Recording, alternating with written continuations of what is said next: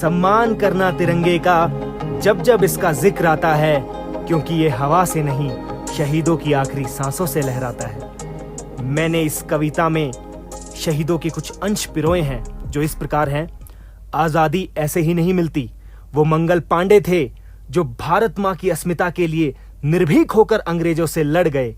उनके चेहरे पर न ही मृत्यु का भय था, न ही कोई शिकन थी, और हंसते हंसते फांसी पर चढ़ गए। क्योंकि आजादी ऐसे ही नहीं मिलती। रानी लक्ष्मीबाई के साहस और पराक्रम से सारा ब्रिटिश राज भयभीत था। वो अंतिम सांस तक इस मिट्टी के लिए लड़ती रही, क्योंकि उनका एकमात्र लक्ष्य राष्ट्रहित था। क्योंकि आजादी ऐसे ही नहीं मिलती। वो डायर द्वारा जलियांवाला बाग हत्याकांड भी हमारे पूर्वजों ने झेला है, जो अत्यंत शर्मनाक था।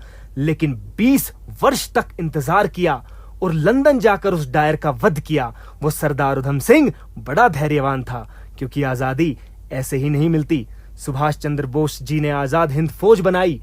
तुम मुझे खून दो, मैं तुम्हें आजादी दूंगा। ये उनके विचार बड़े सुनहरे थे।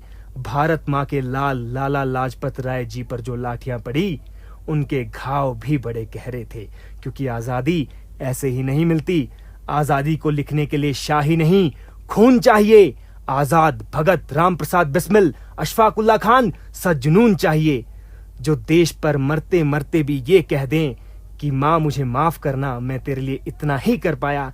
ऐसे नौजवानों का हुजूम चाहिए। क्योंकि आजादी ऐसे ही नहीं मिलती। वो मात्र 18 वर्ष की उम्र में ये कहते कहते फांसी चढ़ गए कि मेरे पास भारत मां को देने के लिए बस मेरे प्राण हैं। उन खुदीराम बोस जी ने आजादी के पौधे को अपने खून से सींचा था। हमने तो बस आजादी देखी, क्योंकि हमारे पूर्वजों ने काला पानी देखा था। ये आजादी ऐसे ही नहीं मिलती दोस्तों।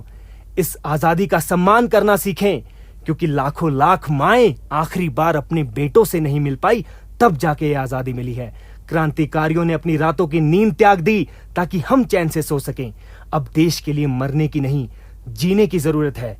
जो भारत मां से किए गए वादों को पूरा कर सके, उन 56 इंच के सीने की जरूरत है।